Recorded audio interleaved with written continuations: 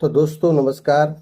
Video में बात करेंगे कि आखिर में वृद्धा पेंशन है, विकलांग पेंशन है और विधवा पेंशन है। मई जून जुलाई की पेंशन अब तक आखिर में क्यों नहीं आई? जुलाई में फर्स्ट पीरियड में आनी चाहिए, वो आपकी के पेंशन है वो अभी तक नहीं आई है। आखिर में कारण क्या है? तो दोस्तों मैं हूं आनंद कृष्ण उपाध्याय, टैग द कर्ण में है आपका स्वागत। और आपसे निवेदन है कि अगर आप चैनल पर नए हैं तो चैनल को सब्सक्राइब कर दें, लाइक और कमेंट करना बिल्कुल न भूलें। दोस्तों पेंशन ना आने का कारण आपको कई कारण हो सकते हैं। अगर आपकी पेंशन खाते में नहीं आई है तो आप अपनी नज़दीक ब्रांच शाखा में जाकर के अपने अकाउंट का डीबीटी चेक कराएं। आपके खाते में डीबीटी एक्टिवेट है या नहीं है। एनपीसीआई अगर चालू नहीं है तो आपका पैसा आना बंद हो जाएगा, आपका पैसा रुक जाएगा, आपका पैसा नहीं आएगा। दूसरा, अगर आप ये जानना चाहते हैं कि मैं घर बैठे अगर डीबीटी को कैसे चेक करते हैं तो मुझे लाइक या कमेंट करके बताएं। मैं आपके लिए वीडियो बना दूंगा कि डीबीटी को घर बैठे कैसे चेक करते हैं। दूसरी बात, आप ये देखें कि आपके अकाउंट कितने हैं। आपका किसी प्राइवेट जैसे एयरटेल पेमेंट बैंक है, फिनो पेमेंट बैंक है, जियो पेमेंट बैंक है, इनमें कहीं खाता तो नहीं है। एक से अधिक खाते हैं तो जितने भी खाते हैं वो सारे खाते आपके चेक करें कि कौन से बैंक में कौन सी शाखा में हमारा डीबीटी एक्टिवेट है, वहां हमारा पैसा जा सकता है। जहां भी पैसा जाता है, गवर्नमेंट जो पैसा बेचती है वो अब आधार कार्ड के थ्रू पैसा बेचती है। पहले अकाउंट के थ्रू पैसा आता था तो जो भी हम अकाउंट लगाते थे उस बैंक में पैसा जाता था, उस अकाउंट में पैसा जाता था। लेकिन अब ऐसा नियम नहीं है। अब गवर्नमेंट का रूल है कि जिस बैंक में, जिस शाखा में आपका आधार कार्ड यानी डीबीटी डायरेक्ट बेनिफिट ट्रांसफर, यानी जहां आधार कार्ड आपका लिंक होगा वहीं आपका पैसा जाएगा।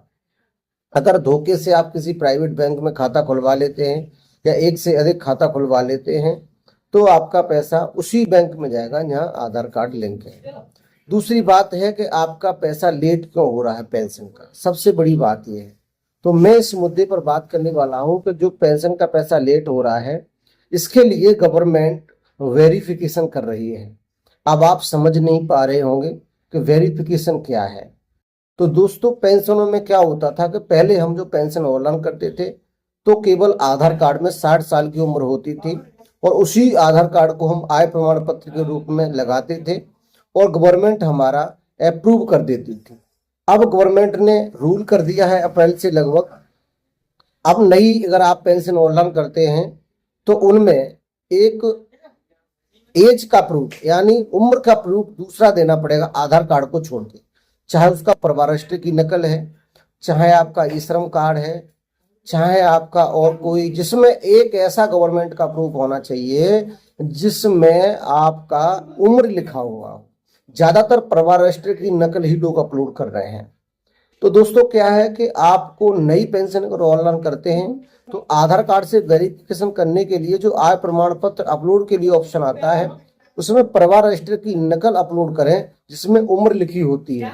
अगर परिवार रजिस्टर की नकल नहीं है तो और भी कोई डॉक्यूमेंट्स अपलोड कर सकते हैं लेकिन जिसमें उम्र लिखी हुई हो, जैसे ई श्रम कार्ड है जिसमें आपकी उम्र लिखी होती है, और भी बहुत सारी गवर्नमेंट है, मार्कशीट है।